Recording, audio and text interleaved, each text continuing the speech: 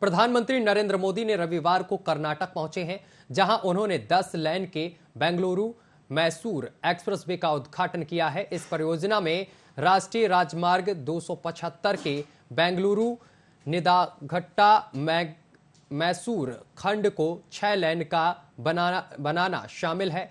वहीं आपको बताते चले कि 119 किलोमीटर लंबी इस परियोजना को लगभग 8,480 करोड़ रुपए की कुल लागत से बनाया गया है। वहीं प्रधानमंत्री नरेंद्र मोदी के इस दौरे के दौरान कर्नाटक में उनका भव्य स्वागत किया गया है, जहां रोड शो के दौरान उन पर फूलों की वर्षा की गई है। ये तमाम तस्वीरें हम आपको दिखा रहे हैं, देख सकते हैं किस तरीके से प्रधानमंत्री नरेंद्र मोदी का भव्य स्वागत किया गया है।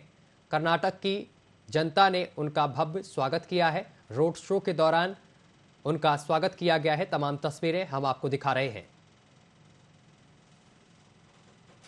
बेंगलुरु मैसूर एक्सप्रेसवे का उद्घाटन किया है प्रधानमंत्री नरेंद्र मोदी ने, और अब ये दूरी महज 75 मिनट में पूरी होगी। सपा ने आगामी लोकसभा चुनाव को लेकर 80 सीटों पर उम्मीदवार उतारने की बड़ी घोषणा कर दी है, जिसके बाद अमेठी और रायबरेली को लेकर कांग्रेस की परेशानी बढ़ गई है। रिपोर्ट देखिए।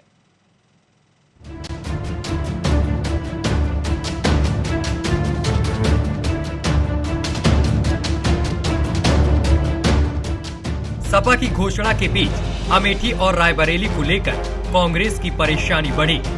आगामी लोकसभा चुनाव में समाजवादी पार्टी सभी 80 सीटों पर अपना उम्मीदवार उतारेगी। सपा प्रमुख अखिलेश यादव ने इसकी मुनादी कर दी है।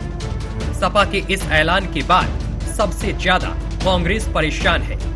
कांग्रेस को लग रहा है कि अगर अमेठी और रायबरेली में भी सपा चुनाव लड़ती है तो गांधी परिवार का यह किला भी ढह जाएगा। पिछले चुनाव में अमेठी वैसे भी कांग्रेस के हाथ से जा चुकी है। वहां स्मृति ईरानी ने पिछले चुनाव में राहुल गांधी को हराया था। सपा के ऐलान के बाद साफ हो गया है कि अखिलेश यादव अब कांग्रेस के साथ कोई रहम करने को तैयार नहीं है। अब तक सपा कांग्रेस की इन दोनों सीटों पर उम्मीदवार खड़ा नहीं करती आ रही है। यह खेल मुलायम सिंह यादव के समय से ही होता आ रहा है, लेकिन अब अखिलेश यादव के ऐलान के बाद कांग्रेस में खलबली है। अमेठी से इस बार राहुल गांधी लड़ेंगे या नहीं, इसका खुलासा कांग्रेस ने अभी तक नहीं किया है। उधर रायबरेली को लेकर भी असमंजस की स्थिति बनी है। कहा जा रहा है कि सोनिया गांधी के स्वास्थ्य को देखते हुए इस बार रायबरेली से प्रियंका मैदान में उतर सकती हैं। ऐसा हो भी सकता है, लेकिन सपा अगर मैदान में आएगी तो प्रियंका को मुश्किल भी बढ़ सकती है। हालांकि प्रियंका और अखिलेश यादव के बीच राजनीतिक सरोकार काफी मजबूत हो रहे हैं, लेकिन राजनीति में कोई किसी का स्थायी दोस्त तो होता नहीं। ऐसे में रायबरेली सीट भी कांग्रेस के लिए चुनौती भरा हो सकता है। प्रदेश में कांग्रेस की एकमात्र विधायक आराधना मिश्र ने कहा कि सपा की घोषणा सभी सीटों पर चुनाव लड़ने को है, इसमें कोई आश्चर्य की बात नहीं है। कोई भी पार्टी अपना निर्णय लेने को स्वतंत्र है, लेकिन कांग्रेस अपना चुनाव लड़ेगी। मिश्र ने ये भी कहा कि अभी चुनाव में 1 साल का समय है, विपक्षी एकता चाहते हैं, सबको यही मंशा भी है। आगे देखते हैं कि सपा क्या कुछ करती है। उधर एक खबर यह भी आ रही है कि सपा वरुण गांधी को अमेठी से उतार सकते हैं। सपा को लगता है कि वरुण गांधी का सहयोग कांग्रेस भी करेगी और फिर दोनों के सहयोग से बीजेपी को हराया जा सकता है। उधर वरुण गांधी अभी भले ही बीजेपी में है, लेकिन इसकी संभावना कम ही है कि बीजेपी इस बार उन्हें टिकट देगी। वरुण लगातार मोदी सरकार पर हमलावर है। कहा जा रहा है कि वरुण भले ही किसी पार्टी में न जाए, लेकिन कांग्रेस और सपा के संयुक्त उम्मीदवार वे बन सकते हैं, और ऐसा हुआ तो स्मृति ईरानी की मुश्किलें भी बढ़ सकती हैं। उधर सपा ने एक और बात कही है। सपा ने कहा है कि अगर देश और संविधान को बचाना है तो सबको एक साथ आना होगा। उधर कांग्रेस भी यही बात कह रही है, लेकिन सपा नहीं चाहती कि कांग्रेस की अगुवाई में यूपी में एकता कायम हो।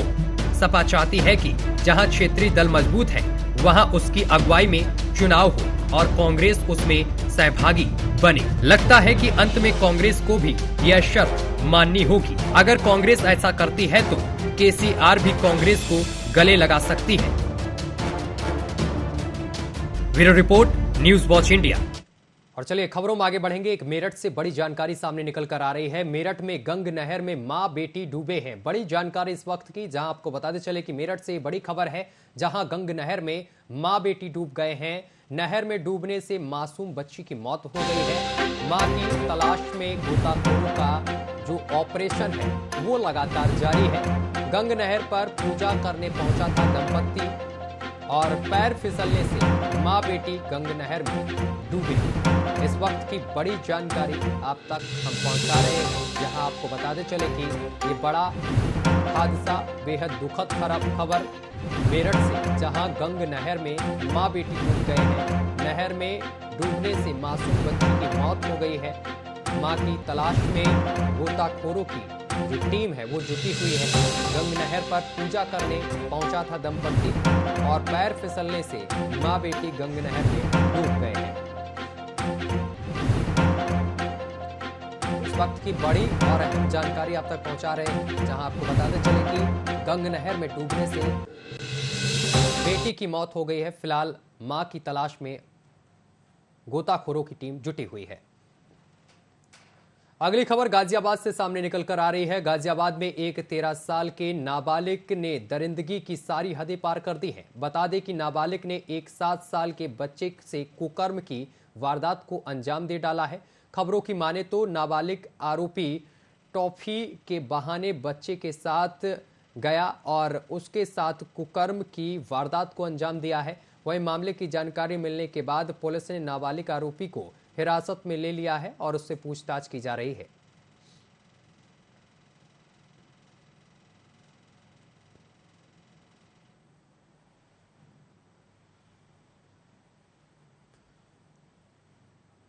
अशोक विहार चौकी के अंतर्गत रहने वाले एक व्यक्ति के द्वारा थाने पर सूचना दी गई है कि उसके बच्चे के साथ पड़ोस में रहने वाले एक नाबालिग के द्वारा कुकर्म किया गया है। क्योंकि जो पीड़ित बच्चा है वो भी नाबालिग है, उसकी आयु 7 वर्ष है। उसे चिकित्सकीय परीक्षण के लिए भेज दिया गया है और इसमें कुकर्म का आरोपी जो है वो भी नाबालिग है। दोनों एक ही समुदाय से ताल्लुक़ रखते हैं और दोनों मुस्लिम समुदाय से हैं। इसमें बच्चे को चिकित्सकीय परीक्षण के लिए भेज दिया गया है और जो बाल अपचारी है उसे हिरासत में लेकर के उससे पूछताछ की जा रही है। इसमें और अगली खबर उत्तर प्रदेश के अमरोहा से है। अमरोहा में जिला पंचायत ने डिस्ट्रिक्ट पंचायत रिसोर्स सेंटर का शुभारंभ किया है। बता दें कि जिला पंचायत अध्यक्ष ललित तंवर ने फीता काटकर इसका उद्घाटन किया है। रिसोर्स सेंटर 2 करोड़ 8 लाख रुपए की लागत से बनकर तैयार हुआ है। रिसोर्स सेंटर में पंचायत विभाग से जुड़े प्रशिक्षण और बैठकें आयोजित होंगी।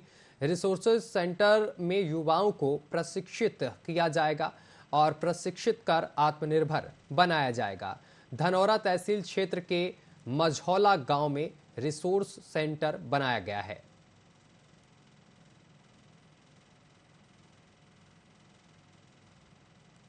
तो ये रिसोर्स सेंटर बनाया गया है धनौरा में। तमाम तस्वीरें हम आपको दिखा रहे हैं, जिसका फीता काटकर उद्घाटन किया गया है।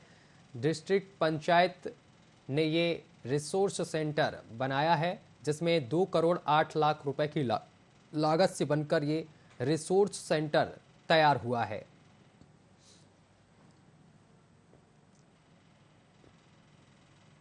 आज हमने DPRC district panchayat resource centre का आज अमरोहा में हमने उद्घाटन किया है। ये रिसोर्स सेंटर आपके हमारे जिले के लिए जिला पंचायत से हमने बनवाया। 2 करोड़ 8 लाख की लागत से ये रिसोर्स सेंटर बना है और इस रिसोर्स सेंटर से अब हमारे जिले के लिए जितने भी यहाँ पर ट्रेनिंग सेंटर्स नहीं थे, जहाँ ट्रेनिंग के लिए चाहे वो प्रधान हो चाहे जिले के अधिकारी हो, वो ट्रेनिंग के लिए हमारे जिले से बाहर जाना पड़ता था, अब वो यहीं पर अपनी ट्रेनिंग भी कर पाएंगे। और ये हमारे जिले के लिए बहुत एक आगे बढ़ने के लिए भी, और नए लोग जो यहाँ पर प्रधान हैं सब हैं, उनके लिए एक सहूलियत भी है कि जिले के अंदर ही ये रिसोर्स सेंटर बन गया है। मैं बहुत बहुत धन्यवाद करना चाहता हूँ पंचायती राज का भी और हमारे मुख्यमंत्री जी का भी कि उन्होंने ये सोचा। और पहले बहुत सारे जिलों में ये बना हुआ था बट हमारे अमरोहा में नहीं था, तो हमने अमरोहा में ये बनवाने का काम किया। मुख्यमंत्री जी ने ऐसा काम करवाया मेरे साथ यहाँ पर जिनकी वजह से, जो मेरे साथ खड़े हुए हैं और जिनकी वजह से ये हम करवा पाए, और मेरे साथ अभी यहाँ पर जिनको हैंड ओवर हुआ है पंचायती राज की तरफ से, हमारे मैनेजर भी हैं जो इसका पूरा देखभाल करेंगे। तो ये जो रिसोर्स सेंटर है वो बनकर तैयार हो गया है। ये धनौरा तहसील क्षेत्र के मझोला गांव में बना है। इससे प्रधानों की जो ट्रेनिंग होगी यहीं पर कराई जाएगी और ये 2 करोड़ 8 लाख की लागत से बनकर तैयार हुआ है, जिसका ललित तंवर ने शुभारंभ किया है। फीता काटकर तमाम तस्वीरें भी हम आपको दिखा रहे हैं। इस दौरान तमाम लोग यहाँ पर मौजूद भी रहे हैं। खबर कानपुर देहात से सामने निकल कर आ रही है। उत्तर प्रदेश के कानपुर देहात में मैथा ब्लॉक में बना खंड शिक्षा अधिकारी का कार्यालय लगातार हो रही है घटनाओं से चर्चा का केंद्र बना हुआ है और एक बार फिर से चोरी की घटना ने कई गंभीर सवाल खड़े कर दिए हैं। मामले की शुरुआत मैथा क्षेत्र के सैकड़ों अध्यापकों की सेवा पंजिका गायब होने से शुरू हुई थी।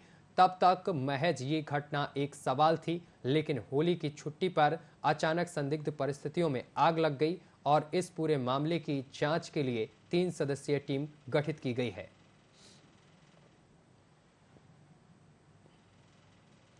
खबरों में आगे बढ़ेंगे। एक खबर उत्तर प्रदेश के गाजियाबाद से सामने निकल कर आ रही है, जहां पर थाना टोनिका सिटी क्षेत्र में पुलिस और बदमाशों के बीच मुठभेड़ हो गई है। मुठभेड़ में महेश उर्फ ढोलू पुलिस की गोली लगने से घायल हो गया है। एसीपी लोनी रजनीश कुमार उपाध्याय ने बताया है कि बदमाश पर 1 दर्जन से अधिक मुकदमे दर्ज हैं। वह शातिर किस्म का अपराधी है। पुलिस द्वारा दबिश देने के दौरान पकड़े जाने पर पुलिस की पिस्टल छीनकर भागने का प्रयास किया। पुलिस ने अपने बचाव में पैर में बदमाश की गोली मार दी। पुलिस की गोली लगने से वो गंभीर रूप से घायल है, जिसे जिला अस्पताल में भर्ती करा दिया गया है। बदमाश के पास से 9 mm पिस्टल और 1 पिस्टल 32 बोर और 1 जिंदा कारतूस भी बरामद हुआ है। फिलहाल घायल बदमाश का उपचार अस्पताल में चल रहा है।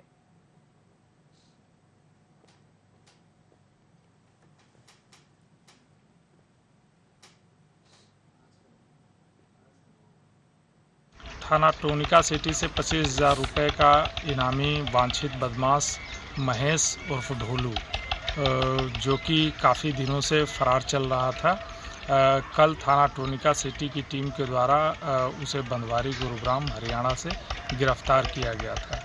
यह दीपक अग्रवाला गैंग का दुर्दांत और सातिर किस्म का सदस्य है। जब इससे पूछताछ की गई और इसके मोबाइल आदि से जानकारी जब इकट्ठा किया गया तो पता चला कि अभी कुछ दिन पहले यहाँ पचारा खादान में एक डकैती पड़ी थी, जिसमें यह लीड कर रहा था। मैं पिस्टल के साथ पुलिस टीम ने जब पिस्टल बरामदगी के लिए इससे बात किया और आज सुबह बताए हुए स्थान पे इसके साथ आई, तो इसने अपने सातिराना हरकत के द्वारा SHO की पिस्टल छीन करके भागने का प्रयास किया और पुलिस टीम पर जानलेवा फायरिंग कर दी। पुलिस टीम ने हिकमत अमली से अपना बचाव करते हुए आत्मरक्षार्थ फायरिंग की, जिसमें बदमाश घायल हुआ। बदमाश के पास से एक अदद पिस्टल 9 mm सरकारी और 10 कारतूस और एक 32 बोर अवैध पिस्टल और एक जिंदा कारतूस बरामद हुआ। अभियुक्त के ऊपर 1 दर्जन से अधिक गंभीर आपराधिक मामले दर्ज हैं। इसके और भी आपराधिक इतिहास के बारे में जानकारी की जा रही है, चूंकि यह दीपक अग्रवाला गैंग का सक्रिय सदस्य। कहावत है, जंगल में मोर नाचा किसने देखा, लेकिन लालगंज तहसील परिसर में अक्सर रहने और नाचने वाला मोर फोटो और वीडियो का भी शौकीन है। प्रतापगढ़ की लालगंज तहसील में सुबह 9 बजे से शाम 5 बजे तक राष्ट्रीय पक्षी मोर चहलकदमी करता है और सुबह वकीलों के आने के समय पहुंच जाता है और शाम वकीलों के जाने के बाद उड़ जाता है। जंगल में दिन भर रहने वाला मोर वकीलों के साथ खाता है और नाच नाच कर लोगों का मनोरंजन करता है। फोटो वीडियो का शौकीन रहता है ये मोर। वीडियो बनाते वक्त ये मोर पंखे उड़ाकर खड़ा हो जाता है। बता दें कि अमेठी के सारस के सुर्खियों में आने के बाद अब इस मोर का वीडियो सोशल मीडिया पर बड़ी तेजी से वायरल हो रहा है। इस बारे में अधिवक्ता ज्ञान प्रकाश शुक्ला ने बताया है कि यह मोर तहसील परिसर में सुरक्षित है और हम लोगों के बीच दिन भर रहता है। ऐसा माना जाता है कि मोर देखना शुभ होता है।